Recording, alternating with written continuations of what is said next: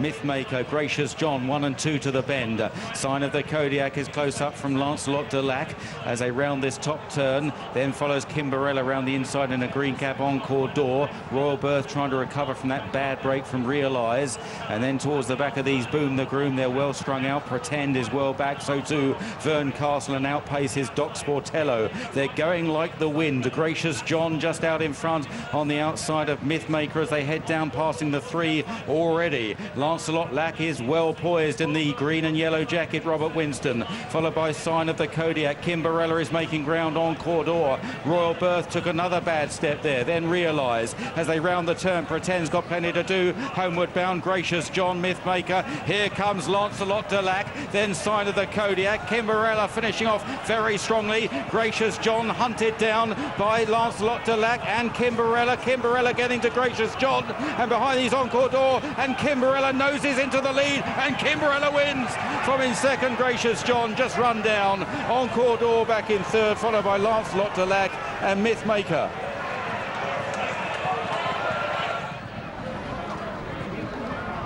Oh, what a horse Kimberella is, and Richard Fahey will be delighted with that. Well, you know, Richard's had a great record in this race, hasn't he? Because Alban Star won it 2 out of 3, That's didn't right. he? Yeah, and he's won it again now. So yeah. I mean, what a start of the season he's had. They went a heck of a pace, didn't they? Because Mythmaker couldn't even lead. It was Gracious John that led them into the straight. And what a race he's run. You know, he hasn't capitulated, has he? He's finished second, and they literally went hard early on, didn't they? And Encore d'Or, a really encouraging run from him in third as well. He's one to watch on the turf this season for Robert Cowell. Yeah, from that outside draw, he's done ever so well, hasn't he, to get third? Yeah, he really on, didn't he? He's run a really good race. I thought that Lancelot de Lac was going to do it, and I do think on the first impressions there were any excuses for him. Not that I could see anyway, but he was up in a good position and he's just faded a little. Yeah, he's gone and finished fourth in the end, and Mythmaker was back in fifth. We'll get the winning time in a second. Here we go. Stand by, Alex. And the official time? Yeah.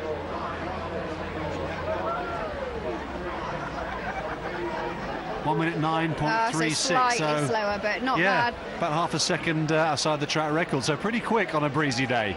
Yeah, certainly was. And Kimberella, another win for him. Richard Fahey, what a season he's set to have. And of course, Paul Hannigan now sort of moved back up north to be with him, and they're a formidable partnership, those two. Aren't they just? Do you think Paul might have a crack at the championship this year? So, he's in the mood. I thought he was a real shout for the Jockeys Championship this year. I really think he has. I mean, Richard has 200 winners every season. You know, he goes around 200 winners, massive firepower, and I think they've got a good shout. And he's done it before.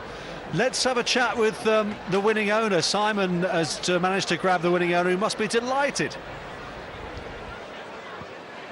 Yes, he's all smiles, that's for sure, Mike. Clive Titcombe, the winning owner. Kimberella, I know this horse you've always thought a lot of, and to win a big prize like this must be magnificent. Absolutely beyond my wildest dreams, and incredible the way in which everything went according to plan. They went too fast, I think, and we just peeled it off the final bend. So wonderful ride by Paul, and just brilliant. And what a terrific improvement. Fantastic.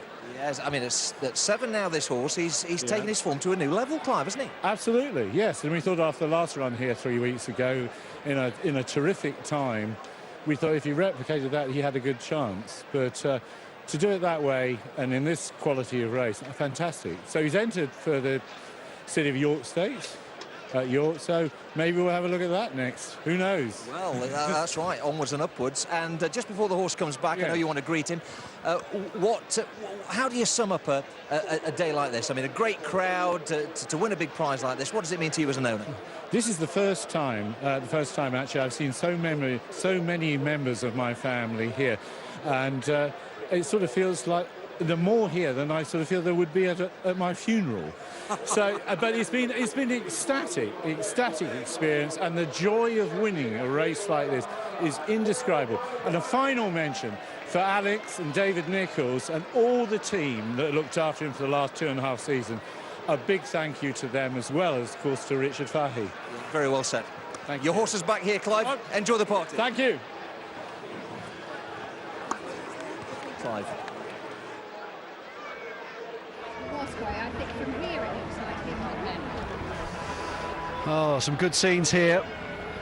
Alex, what do you make of that then? A delighted man there. And Danny Nicholls, you have to feel for. I mean, I'm not sure that Danny gave up on the terms he wanted to give up. Maybe he'll come back one day, but he must be chuffed to bits as well. If you're watching Danny, our best wishes. Yeah, absolutely. And, you know, if you had a horse and had such a great deal of success with Dandy and you wanted to put it in training with somebody else, who better than Richard Fahey? They're a great team up at Musley Bank, and I'm really pleased for them. They work really hard, and it's good to see that. And I tell you what, they're going to have to make this the Richard Fahey benefit, aren't they, this race in future? He's making a really good fist of winning it. He is, yeah. 3 out of 4 ain't bad, as they say. But do you get an impression from the body language of Paul Hannigan that he's happier now that he's gone back up to his old stomping ground?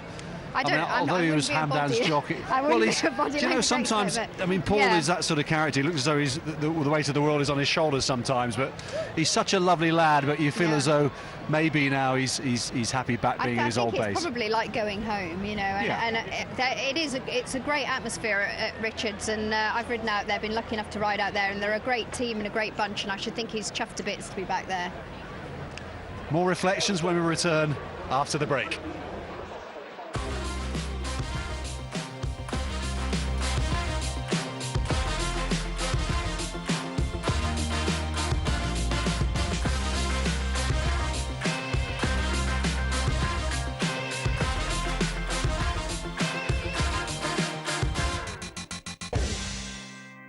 But today we're focused on our flat racing action, or the Championships Day at Lingfield, this fabulous new race day at Newcastle as well, and the prize money is going up, up, up. We move on to the 325, which is an £85,000 Class 2 handicap.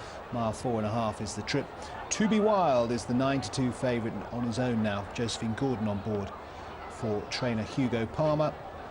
5-1 Wild Hacked next in for Marco Botti. Frankie Dettori rides. 7-1 Good Run. Lord George 8-1, that's in from 10-1 for James Fanshawe. George Wood claiming 5. Fabricate 10, 10-1 Mustajir. Eric the Red 11. Final 11. Abarique 12 and 20-1 bar those.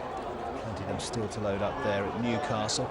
Newcastle will be up next. They're making their way down though at Bath, as you can see. Big prize coming up at Bath as well. This is also a Class 2 at Bath, one of the highlights on their card there. One of the highlights here at Newcastle coming up. High quality race this one. Tordier on 106 heads the handicap here. 25-1 shot for David O'Mara. Danny Tudhope in the saddle.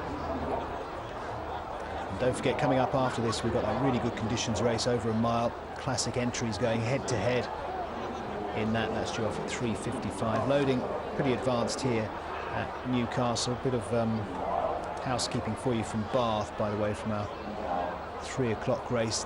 Daniel Muscat, 2 days for his stick use on board Eddie Maurice, who was a narrow runner-up in that race, you might recall, so 2 days for him. Let's get across to Newcastle.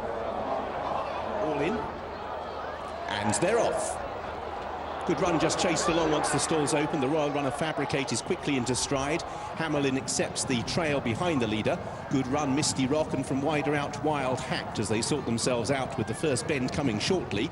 Lord George on the outside of Hamelin with Abarique, Eric the Red and To Be Wild. Badly clipping heels and unseated Final. Final at the back of the field, clipped heels and a nasty fall for PJ McDonald. Tordier's rider had a look round, maybe the one that galloped on the back of him, but Final is out of the race. Hopefully the rider is okay as they turn into the back straight after about 3 furlongs. Good Run out in front leads from Wild Hacked in second. Fabricate is third with half a length to Misty Rock. Abarique will corner in about 5th place, just ahead of Hamelin, who races in midfield with Mustajir. To Be Wild comes next in the purple jacket, just ahead of Eric the Red. The second of the greys, Ballinanti, Intense Tango and Tordia. The riderless horse galloping away perfectly okay at the rear of the field. So Good Run down the back straight and begin a steady left-hand turn that will carry them towards home. Good Run out in front, leading from Wild Hacked and trying to stack them up. Fabricate in third place as the pace pauses. Misty Rock in fourth with Abarique on the outside of the grey Lord George and Hamelin. Mustajir comes next from Into the Wild, To Be Wild, who races on the outside in the purple and green colours. Then Eric the Red ahead of Ballinanti, Intense Tango, and still at the rear of the field is Tordia. So out in front, it is Good Run for Adam McNamara, who still leads, and the pace is not a frenetic one. In second is Wild Hacked, well placed in the grey colours. His rider just has a look behind to see where the others are. Fabricate is right on the leader's heels, and then Misty Rock with Abarique. Lord George comes next from Hamelin. To Be Wild still travels strongly, but is no better than midfield on the outside of Mustajia. Then Eric the Red, Ballinanti, Intense Tango and Tordia. So they're half a mile now from the finish in this valuable Betway Handicap. Out in front, Good Run it is who leads. From in second, Wild Hacked. Fabricate just pushed along in third place as they straighten. Misty Rock swinging away in fourth. The grey sleeves. To Be Wild is pulled towards the outside of the field by Josephine Gordon of Abarique. Then Lord George. Ballinanti, another one who's making some progress down the centre of the racecourse. Wild Hacked has first run at the leader and goes to the lead with Misty Rock. Then Abarique. To Be Wild towards the outside. Hamelin and Fabricate. Misty Rock on the outside of Wild Hacked. These two continuing to show the way. In third place, Hamelin, Fabricate, then Lord George inside the final furlong. Wild Hack for Frankie Dettori over on the far side. Misty Rock on the near side for Jason Hart. Frankie has his nose in front on Wild Hack. From in second place, Misty Rock, then Lord George, and home in front in the valuable prize is Wild Hack on a good day for Marco Botti, and a winner here for Frankie Dettori. Mr. Rock second, third for Lord George. Fabricate, Hamelin was next across the line in fifth place. Got it, hasn't he, Frankie Dettori? It looks certain that Jason Hart would go past him on Misty Rock, who was travelling much the better coming into the final section of the race, but Wild Hacked found play. Frankie Dettori on board Wild Hacked for Marco Botti. Small one? Yeah, why not? He's still got it in terms of the performance, but also his race riding. Brilliant, strong finish from Frankie on board Wild Hack. 5-1, second favourite, the SP of the winner. Misty Rock was second at 20-1, and Lord George was third at 8-1. Kisses for everyone. Frankie rides the winner of that good race there at Newcastle. Runners are going down at Lingfield for our next, which is the Sunbets All-Weather Mile Championships. Enard 5-4, strong favourite. Roger Varian, Andrea Atzani's had a nice break, trying to pick up where he left off with more success. Kurban 5-1, 8-1 Keystroke, 8-1 Sovereign Debt, 9 My Target, 12-1 bar those. Great to see Ruth Carr here at Lingfield. Sovereign Debt's been twice second in this final. Can he go one better? Ruth, he certainly comes into this race in good form. He does. He came out of his Kempton race really well. He's run well here before. We're quite happy with the draw in the middle. Obviously the favourite's going to take some beating, but we're second best in on rating, so we're really excited. Yeah, and of course you had to go a mile 2 at Kempton last time because you needed that third qualifying run, but he ran a stormer. He did. He was a bit unlucky that day, but hopefully what luck we didn't get then we might get today. So big occasion for Jimmy Sullivan. He gets the ride here. What will be the instructions to him? I was going to leave Andrew Mullen to tell him what to do. Right. And hope for the best. Well, you're drawn out in stall 6. That's not a bad starting point. No, we're quite happy with the draw in the middle there. We'd rather be there than on the inside, to be honest. So he'll be taking a lead and then hopefully rolling away down the hill and doing his best work at the finish. Your first runner at the All-Weather Championship finals. Thrilled to be here? A really exciting day for us, yeah. All the best, Ruth. Thank you, Simon. Ruth Carr, Mike, has got her horses in magnificent form. She's had a couple of winners already today at Newcastle. Yeah, she's a good trainer, Ruth, isn't she? She's the granddaughter of David Chapman, of course, who was that master of training sprinters back in the 80s when I first got into it. Just to confirm, by the way, Hashu won it 11-2 at Bath. Mr. Manjuro second at 11-2, and Permian third, 3-1. Good finish that was, wasn't it? Great to see Frankie as well, wasn't it, riding that winner and doing the flying dismount at Newcastle. Fantastic. And that was his first ride at Newcastle. Amazing. On the new track up there. Yeah, great stuff that and he might double up later on. Back to this horse, let's talk about Sovereign Debt, because Ruth Carr flying. This horse, another one that used to be trained by Dandy Nichols, but she's clearly a trainer to follow at the moment. Yeah, and this horse has had so many unlucky runs. He's got to be dropped in and produced. That's the way he runs, Alex. And the last 2 years, particularly 2 years ago, he was desperately unlucky in this race. He should have won. Poor old Adrian Nichols knew that after it passed the post. And 12 months ago, he was second to Captain Joy. Again, didn't get the best of runs. Not as bad as it was before that. And even last time out at Kempton, he perhaps would have won the race with a better better bit of fortune in running there. So he's a tricky, talented horse. Are you pleased to see him drop back over a mile? Because the Magnolia was over 1.25 miles. I just thought the drop back to a mile might suit him better. Yeah, I think probably you're right there. There should be some decent pace on here with Salatine perhaps going off and setting it up for them. But yeah, he's just a lovely old horse, isn't he? And his side, Dark Angel, already had another winner today. 11 races. Amazing. And he's been placed on 23 occasions. Wouldn't you love to own a horse like that? Fabulous, fabulously tough. I suppose the big question here is 5-4 value about Enard? Who's won all 5 over the course and distance here at Lingfield that he's contested. Didn't really get into it last time out at Wolverhampton, got hampered and didn't get into the race till it was too late. That was the race in which Keystroke was second, beaten a nose by Salatine. He got going all too late as well. And there's been quite a lot of chat about Keystroke in the run-up to this race. He's not well drawn, it has to be said. He's coming out of 12. But Jeremy Nasida's had this race in mind for him all winter. This has been his target. He didn't run in the Lincoln when he could have. They've saved him for this. And yeah, they think he's a horse worth persevering with. And I love it when Jeremy lays out a target for his horse, because I guarantee that horse will be absolutely cherry ripe to do his best here today. There's Don Juan Triumphant, who's got a lot of questions to answer, I think, these days. But anyway, he's a worthy contender in this race. I'm looking forward to this one, Alex. Yeah, really looking forward to it. Must mention the French horse Kurban, 5 from 6 on the all-weather in France, and actually beat Sovereign Debt on his penultimate outing at Deauville. So can't overrule him, can you? No. You know, he's one to watch. He comes out at 10, so not brilliantly paced, but last one is coming in. We'll find out what happens in a moment or two's time. Here's Simon. They're lined up, ready. And away they go. A pretty level break. Salatine breaking out well in the green sleeves. Ryan Moore, Sovereign Debt is on the pace as well. So too the favourite Enard in yellow alongside Alfred Hutchinson. Out wide Superstar going quite well forward. Very keen. Then Kurban in behind them. Nimra. Don Juan Triumphant is pulling very hard in behind the leaders in the centre to the outside of Keystroke. Then Steel Train. My Target is out wide. And Mythical Madness is the back marker. And it's Ryan Moore that takes over in the lead now on Salatine. Superstar won't settle second. Enard is third, followed by Sovereign Debt. In the blue and white jacket, Kurban is wide of Alfred Hutchinson. Then Nimra and My Target. Keystroke in a noseband next to the rail, followed by the strong tugging Don Juan Triumphant, Steel Train, and Yellow Sleeves Mythical Madness passing the half-mile marker. And Salatine is the leader here. Out front by a length to Superstar in second. Enard has got a pretty good trail just behind the leader. Then Sovereign Debt, and Kurban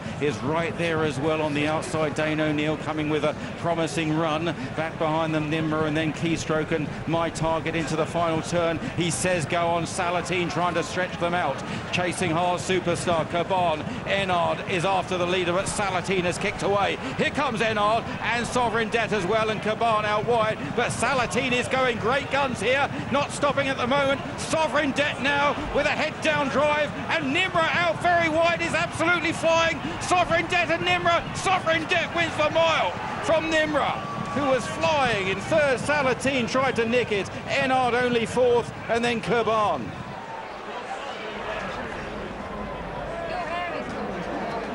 Third time lucky, wow. Alex. Oh, you cheered him home. You love that horse, don't you? What an absolutely great. Magnificent. What a day for Ruth Carr. What a Unbelievable. day. Unbelievable. And a fantastic run from Namir as well for Richard Fahey and Paul Hannigan. And you'd have to say that Ryan Moore on Salatine just dictated the way that race was going to pan out, and it didn't suit Enard. No, it didn't. I was disappointed with Enard's response. But Ryan, he really tried to nick it on that turn, didn't he? He gets that springboard effect. Yeah. And Nimir... It nearly paid off. It nearly paid off, didn't it? He's run a blinder. Yeah, but old Sovereign Debt, what an absolute champion he is. 8 years old now, retaining all his ability, all his enthusiasm, and he tried hard for James Sullivan there. What a day for him. Oh, it's great, isn't it? And Dandy Nichols will be looking on with a bit of pride and ruefulness, perhaps, that'd only be natural, wouldn't it? Dandy's done it at last, third time of asking. But this has been a real blow, because Enard would have been many people's bankers today. Yeah. Accumulators, etc. You know, that would have been a banker. Well, do you know what? We'll hear about him in a moment or two. Let's hear from Ruth Carr, though, because she must be having the best day of her career so far. Well, she was hoping, she was dreaming about 5 minutes ago. Those dreams have come to fruition here. Ruth, sum that up for us.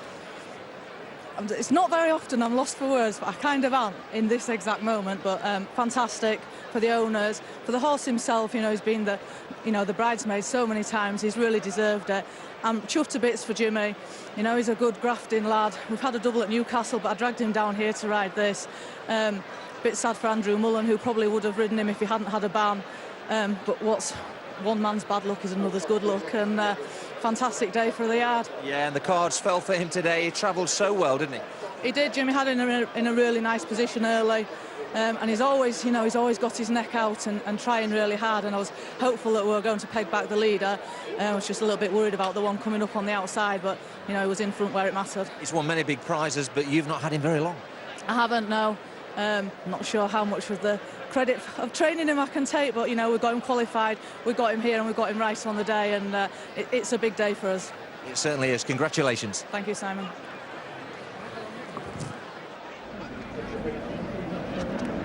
Oh, great. I'm so thrilled for Ruth Carr. It's a great result, and that's what's so magnificent about these championships. They give the people that are working hard day in, day out, all through the winter, the opportunity to win a huge amount of money. Yeah, and James Sullivan deserves great credit there.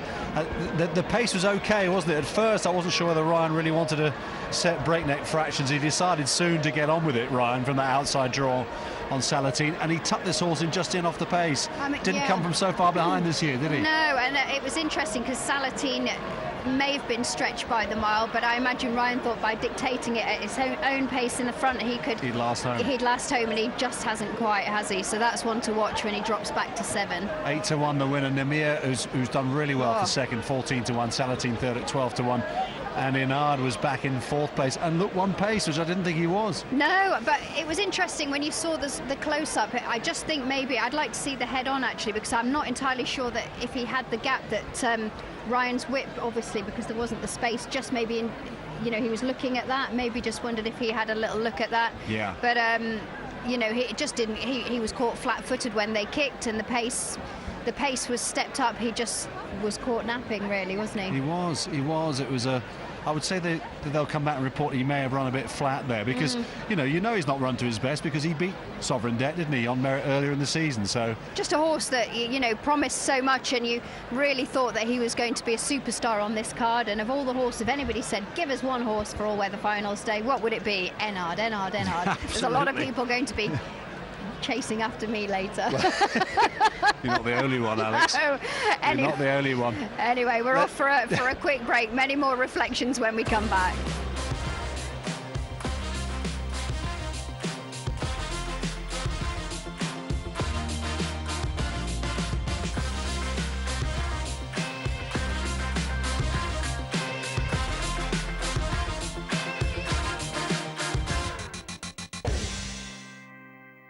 Much, but he's going down. He's a 50-1 shot. Was nibbled at 66 and 50-1 this morning. Second Thought is our strong favourite though, on a hat-trick for William Haggis. Robert Winston 5-4, 4-1 Dubai 1, Sutter County 9-2, 8-1 Tomerley, 11-1 Bar Those. They're going down for the 32 red 3-year-old all-weather championships over the 6 at Lingfield. 11-8 the field. They're going down.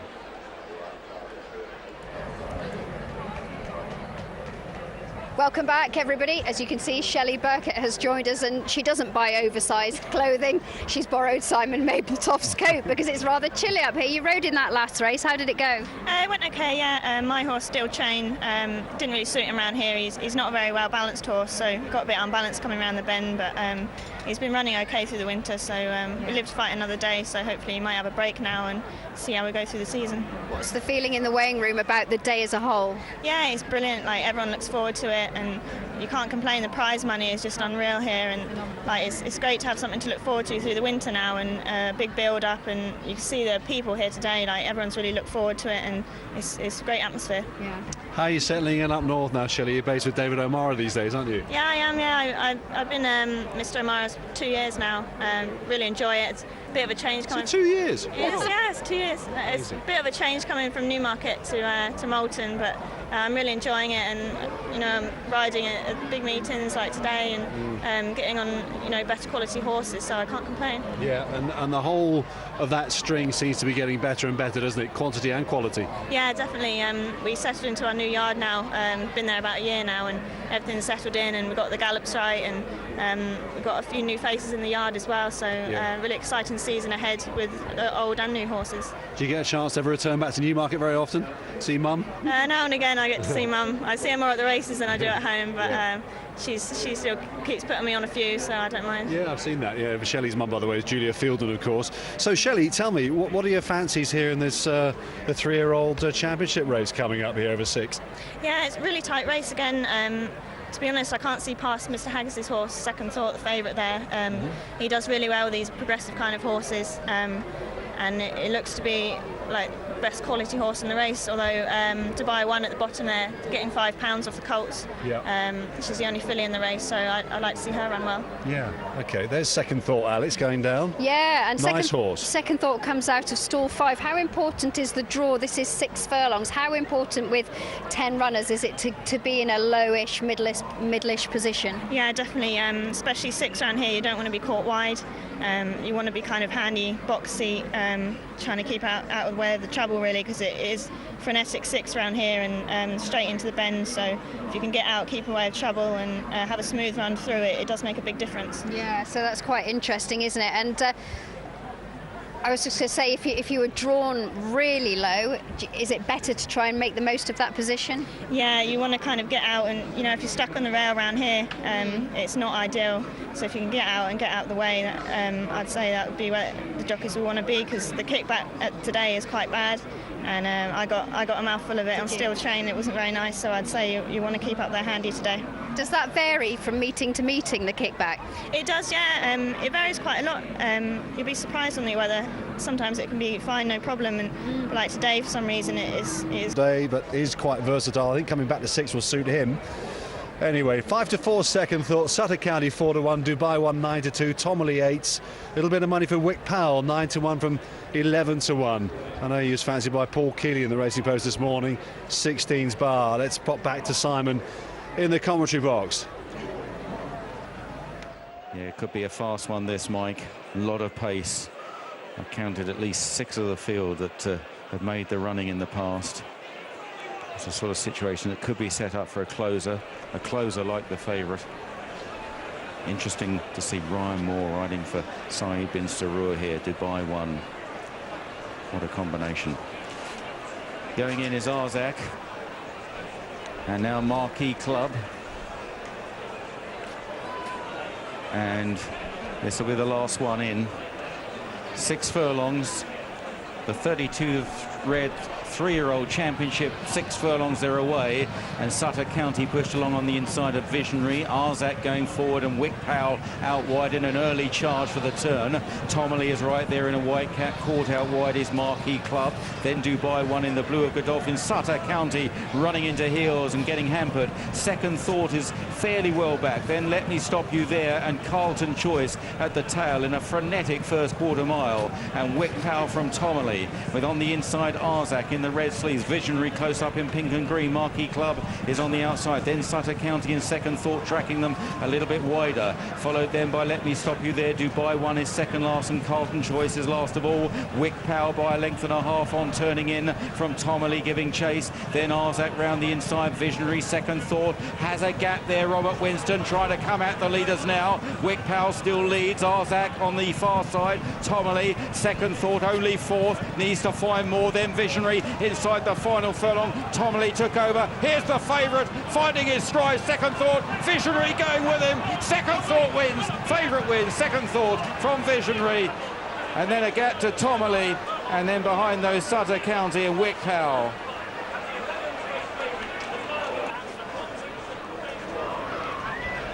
Well, Second Thought has done it, Mike. I'm very excited here because it's Tomerley pathetic, Sherry. She's excited because Tomerley got 3rd. I mean, that's how desperate it's become here. But that time again, 109.14 unofficial there on the ATR clock, is very quick. And these are good horses here. And I think Robert Winston has absolutely shone here, Shelley. He was so cool. Didn't panic because they went a right clip. Oh, definitely. He knew exactly what he had underneath him there. He always knew he was going to get there, and just easy hands and heels. Only a lightly raced horse, so he's had it. After that bump, you want to get him back balanced, and no, he did it really classy there. I tell you what was really interesting, we might get a chance to have a look at this in a moment, Shelley, but at the very start we spoke, didn't we, about the importance of the low draw. Sutter County had the draw 1, jumped out, didn't get in a good position and just got absolutely mad keen in behind and lost the position, and that was really the end of the race, I would have thought, for him. If you want to jump out and make it, you want to get a good jump and get your horse revved up, and when it doesn't work out and your horse is revved up and you're caught in behind, it can't be a very nice position to be in. It looked like that did for him anyway. Visionary at 16-1 is second there for Robert Cowell. That's 2 good placings for him today, because he's had and Tomerley there third at 15-2. Right, have a look there. 1:10.08 was the official time, Alex. Not as quick as we thought. Shelley, have a look look at that. I was going to have a look at the early stages here, but coming around the bend there, that's fast and furious. But we'll have a look at that Sutter County incident in a moment, and if you backed him, that'll be where your money went, I think, because they're still in there with a chance. But I think that those early stages took their toll on Mark Johnston's horse. Here we go. Have a look at the horse coming out of stall number 1 as well on the inside, Sutter County. So stall 5 is the favourite, second thought, and the winner. Look at the pale grey colours on the inside. Talk us through this. He just pecked slightly after his first stride coming out the gates, and he couldn't get into much of a rhythm early. And then he's routed along to get to the front, but Sylvester's taken a pull and tried to get a lead, and they all kind of ran into the back of each other. Yeah, that must be a horrible feeling. Yeah, it's not very nice, especially when you're on the rail there. You've got climbing up the back. Yeah, it's an awful feeling. But Robert Winston did a brilliant job of getting second thought back into a rhythm. And the filly got hampered as well, didn't she? Dubai 1 got knocked off balance there as well on the outside, Ryan. Yeah, that wouldn't have been ideal for her. Caught a bit wide there, but there's always another day for her. Yeah, lovely horse though. You were right. You said you thought this horse would take some beating, and despite the 6 furlong trip, this horse has gone and done it. It looks a decent sort. He does, yeah. I really respect William Haggs as a trainer. He's very smart with these lightly raced horses, and he's classy horses. You can see he's done it very easily today. Yeah, certainly is. They're playing some funky music here, aren't they? Happy. Love this, like you were for finishing third. Yeah, I'm delighted. Anyway, here's a full replay for you. Watch that again. The inside, Sutter County, Joe Fanning looks as though he's going to get that position, but they come across.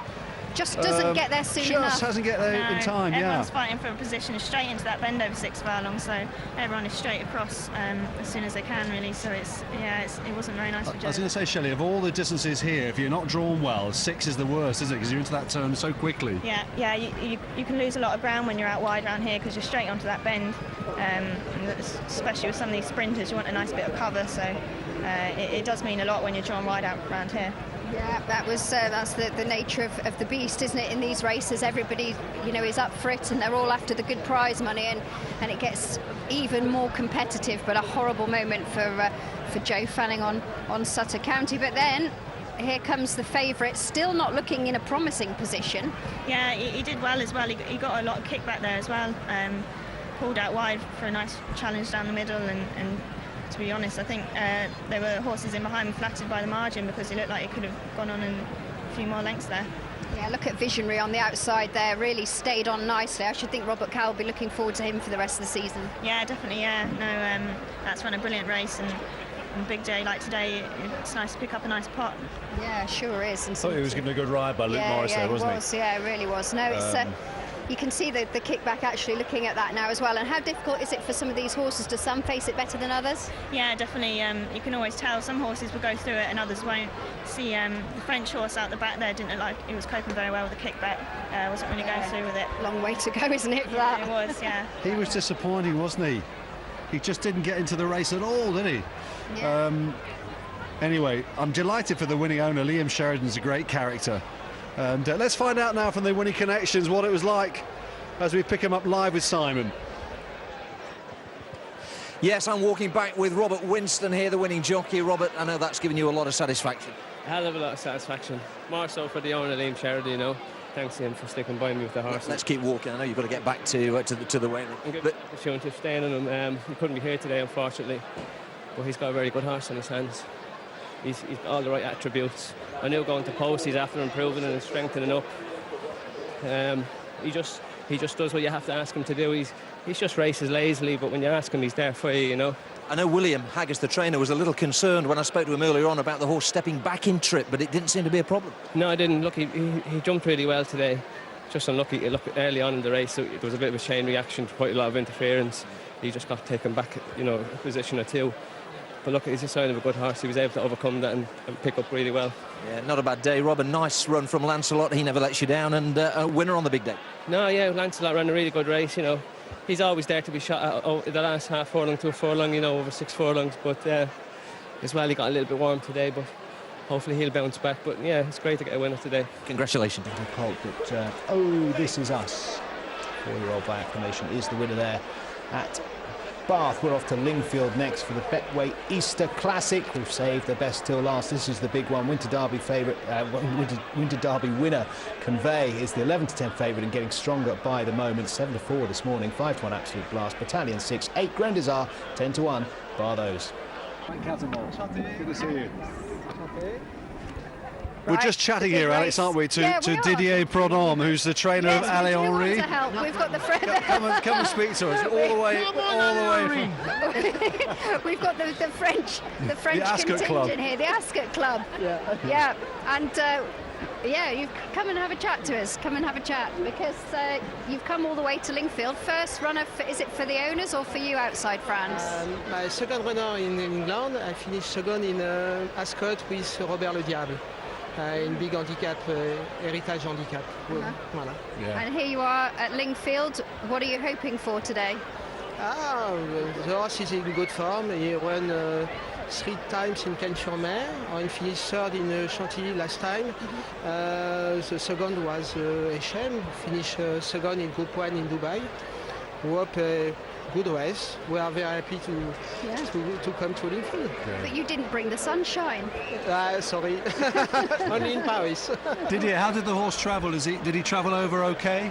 Yes, he comes yesterday morning and it was a good travel, no problem. Good. We haven't quite got the weather like Cannes-sur-Mer. I'm sorry about that. Not the same here. But good prize money we hope for you anyway. Yes, it's a big prize. It's a good handicap in France for this horse, but listed finished third, fourth, and here we hope. I think it's a good betting for the 40 to 1. It's good. Now 25 to 1. I bet it 40. Listen, bon chance, eh? Bon chance. Okay. Well, we wish them well. They're having a good day, Alex. Oh, they really are having a good day. Let's get a very quick word from Simon, who's down at the start. Simon. I am indeed, Alex, and you can feel the tension down here, the anticipation, the last few loading for the big one here, the Easter Classic, and it looks as though Battalion is going to be the last one in. Now, he was a little reluctant to race last time. Let's hope he's a bit keener today. If so, he's another player in a fascinating race. Here we go. It's the Betway Easter Classic. They're lined up right in front of the grandstand and they're racing. Grandezar slow away, Battalion a bit slow into stride.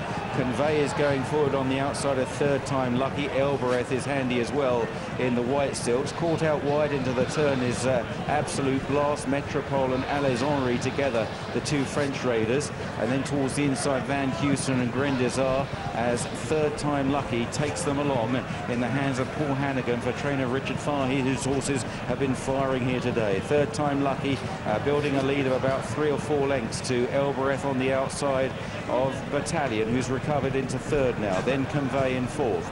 Grandezar is back in fifth from Absolute Blast in the red, white spots, black cap. Van Houston back on the inside, and then Ales Henry, and at the tail of the field is Metropole, passing the 6 furlong marker. And third time lucky, just coming back to them a little bit now. Elbereth in the noseband second. And then Battalion on the inside, Convey in 4th place, red sleeves worn by Ryan Moore. Grandisar behind these, Absolute Blast, Van Heusen, and then towards the back, Ales Henri, and 2 or 3 lengths last is Metropole as they swing on left-handed towards the final half mile in this Betway Easter Classic. And Third Time Lucky has made just about all so far. Elbereth the mare is a close second. Then on the inside is Battalion. Convey is poised to strike a close-up 4th. They're followed by Grandisar as they make their way now inside the final 3 furlongs. Third Time Lucky, Elbereth, followed closely by Battalion, just being pushed along. Convey goes well. In behind these is Absolute Blast, and then Grandisar. Behind Grandisar is Ales Henri, and then Van Heusen and Metropole. They run into the home straight. Third Time Lucky is tackled by Elbereth on the outside. Here comes Convey now, unleashed by Ryan Moore and cutting them back, and Convey comes sweeping on by. Elbereth battling on with Third Time Lucky, then Absolute Blast, and out wide is Ales Henri, but the favourites too good for them, and Convey clears away to win the Easter Classic. Down the outside, Absolute Blast running on well, so too Ales Henri. Far side, Third Time Lucky and Elbereth. Well, Convey wins the Easter Classic, and in good style for Sir Michael Stout and Ryan Moore. Great cheers of Ale Henri, yes, because he finished in 3rd, so they've picked up some prize money. Big time. Oh, well done to them. But this horse was always travelling like the winner, and Elbereth there in 2nd behind Brilliant. Richard Fahey trained. Third Time Lucky, and at this point you're thinking David Probert's got to go now on Elbereth, but you just knew that Ryan had always got it covered. Yeah, listen, I was on Elbereth each way here, Alex, and I was happy for much of the race, but you know, the turn of foot that Convoy has shown here has been quite exceptional.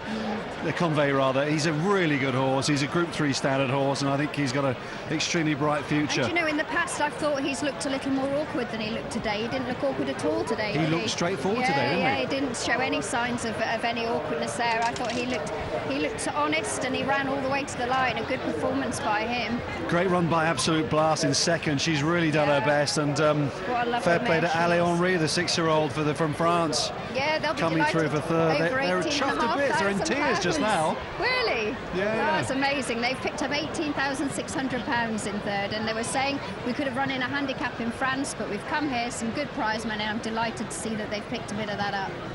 Well, this fella here, they paid 130,000 guineas for him out of Khaled Abdullah's team, didn't they? Robert Ing's connections.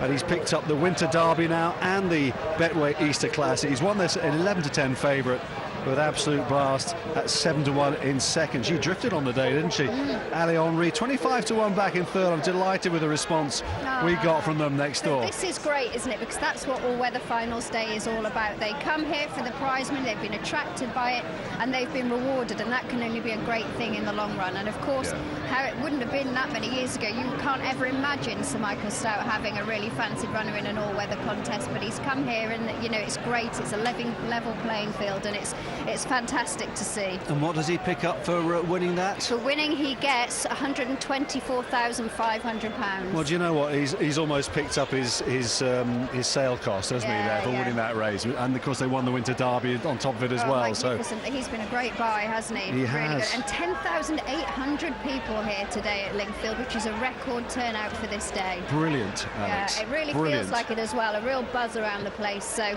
they've really made it, you know, magnificent day for race goers and for racing fans and for viewers as well. It's really brilliant, and Ryan will be coming in on this winner, and I should think a lot of people will be going home happy because of that now.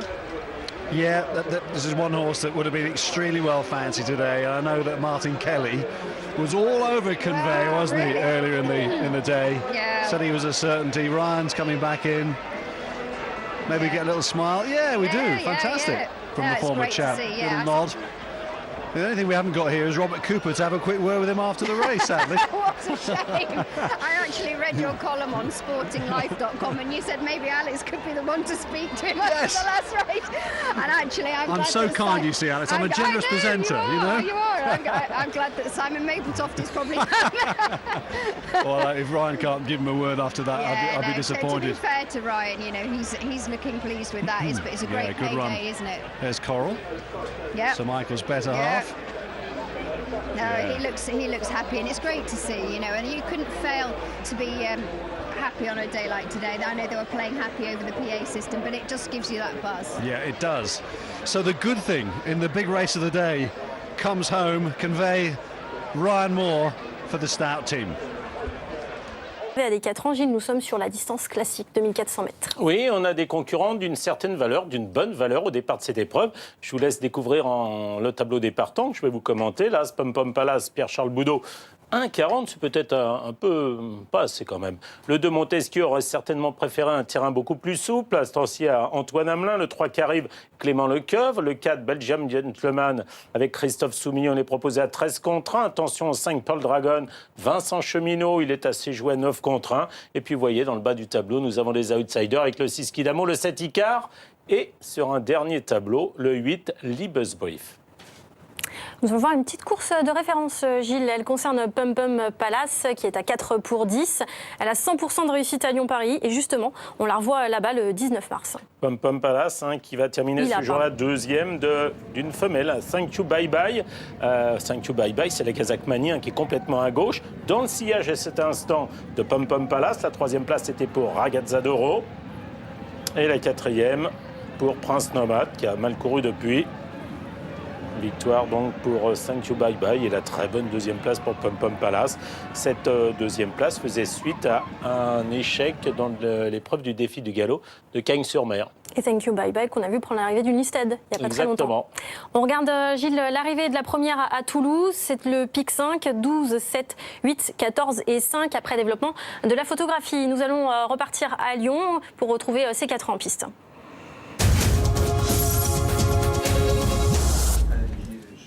Alors avec ici Paul Dragon, le 5, Paul Dragon qui fait partie des très bonnes possibilités de cette épreuve.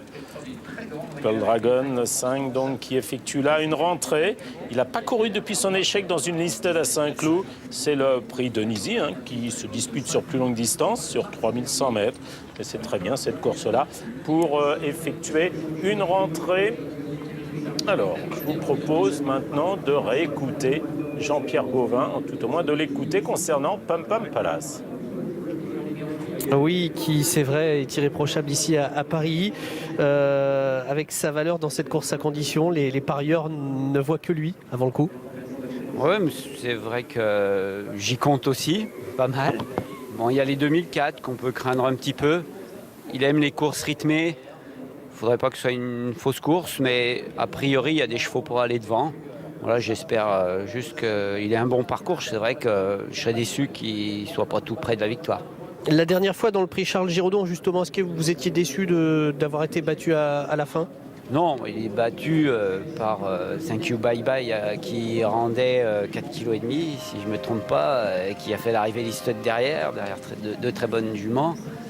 Donc il faisait une belle perf même ce jour-là. Il m'a l'air aussi bien, sinon peut-être même un petit peu mieux à l'entraînement. Et 200 mètres en plus, voilà, qui pose un peu question, mais s'il est relax, il les a dans les jambes, c'est pas un problème. Il faut surtout qu'il se montre bien détendu. Ok, merci beaucoup. Et voilà, donc vous savez tout, presque tout sur Pom Pom Palace. Qu'on ne sait pas, c'est la place qu'il occupera à l'arrivée. Sachez que désormais, il est proposé à 1,90 €. Il a beaucoup de choses pour lui. Le fait d'avoir couru cette année est un avantage non négligeable, surtout sur cette distance de 2400 mètres, Pom Pom Palace. Donc associé à Pierre-Charles Boudot, 1,90 €. Ici, c'est le 3. Le 3, qui est Carivre. Alors Carivre, c'est pas du tout... la même valeur, mais Carivre avait remarquablement terminé l'année par 3 succès dans des handicaps à Lyon-la-Soie. C'est pas une mince performance. Carivre était associé à chaque fois à Antoine Coutier.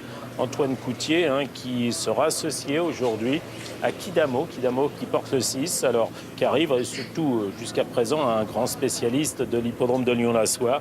Il effectue là sa rentrée dans une course où il est quand même... fait figure d'outsider, même s'il est proposé à 8,80 €. Le 2 Montesquieu, je le disais, pour moi, c'est un concurrent qui est bien meilleur en terrain très souple, mais il a fait des choses tout à fait étonnantes ces derniers temps.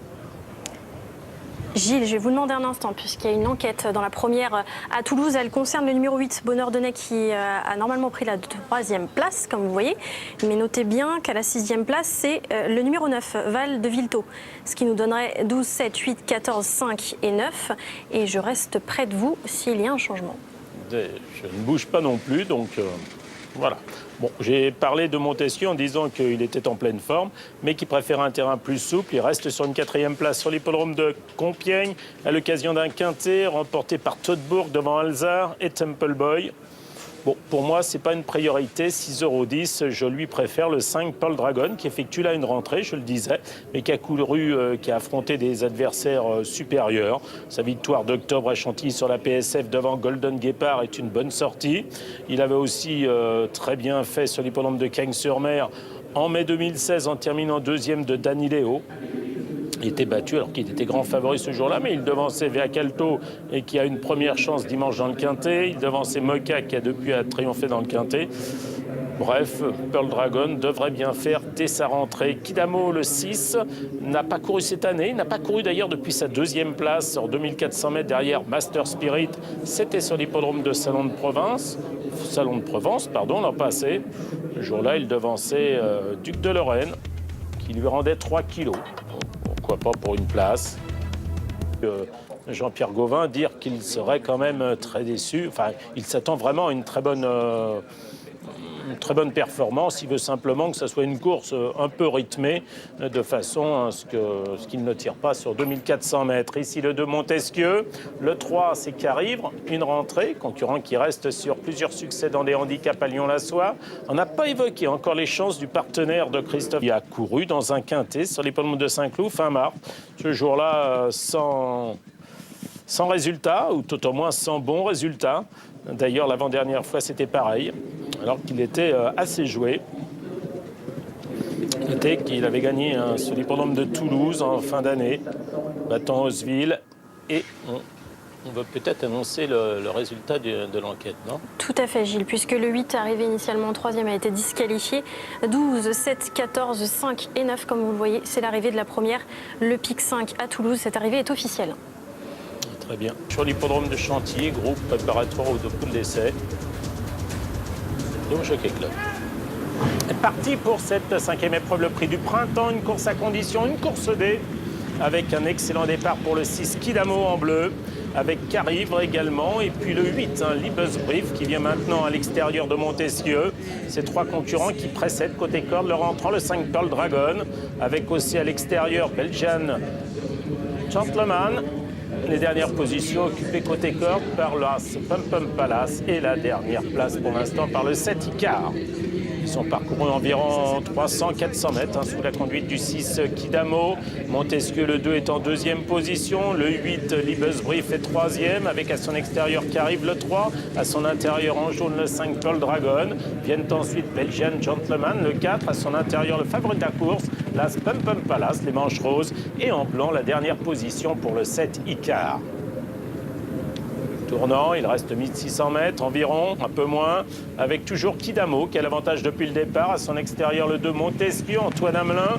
3e position pour Michael Berthaud sur le 8 Libus Brief qui est côté corde. À son extérieur, le 3 Carivre et Clément Lecoeuvre. Viennent ensuite sur un 3e rideau en jaune côté corde, le 5 Pearl Dragon. À son extérieur, Christophe Soumignon sur le 4 Belgian Gentleman. Les dernières positions occupées par Pum Pum Palace, quelque peu allant. Et la dernière place à son extérieur pour le 7 Icar. Milieu de la ligne d'en face, Kidamo, Montesquieu, Libus Brief, qui arrive dans cet ordre devant Pearl Dragon, Belgian Gentleman, Pum Pum Palace et Icar. Pratiquement le bout de la ligne d'en face, ils sont 2 par 2. Kidamo, à son extérieur, c'est Montesquieu. En 3e position, le 8. Libus Brief, avec également le 3 qui arrive, le train qui s'accélère. En 5e position, Pearl Dragon. Devant également Belgium Gentleman. À l'avant-dernière position, là, Pum Pum Palace. C'est toujours en dernière position. Quelque peu sollicité, c'est le 7 Icar. Ils vont sortir du tournant. Kidamo qui va bien à cet instant, mieux que Montesquieu, avec qui arrive, avec également Libus Brief. Pearl Dragon et côté corde, avec Belgian Gentleman. Et qui est décalé à l'extérieur. Et puis côté corde, Pierre-Charles Bouteau tente de progresser avec l'As Pum Pum Palace. Pum Pum Palace Palace qui a trouvé l'ouverture, qui va lutter maintenant avec Icar qui vient de plus en plus fort, avec Belgian Gentleman qui se rapproche également, avec un peu plus loin Pearl Dragon, avec Icar qui a pris l'avantage en deuxième position pour l'instant, c'est Pum Pum Palace, et puis Pearl Dragon qui termine bien, avec Icar pour la victoire, Icar qui va tenter de résister à l'As Pum Pum Palace. La troisième place sera à définir, peut-être pour le 4 Belgian Gentleman, aux dépens du 5 Pearl Dragon. Et le favori est battu par Icar, le numéro 7, associé à Petre Forêt, qui crée la sensation. Pum Pum Palace, le numéro 1, doit donc se contenter de la deuxième place. On a ensuite une photographie pour la troisième, entre le 4 Belgian Gentleman et le numéro 5 visiblement Pearl Dragon. Oui, une surprise un peu avec Icar qui gagne à 29 contre 1, qui était déjà sollicité en dernière position à la sortie du tournant, et Icar est venu régler comme Pum Pum Palace, qui a eu un parcours en or côté corde et qui se contente de la deuxième place. Et vous entendez la sirène de l'enquête. Et enquête à l'arrivée. Voilà. Non, j'ai rien entendu. Voilà, il y a enquête. Gilles, on a vu un petit peu de mouvement dans la ligne.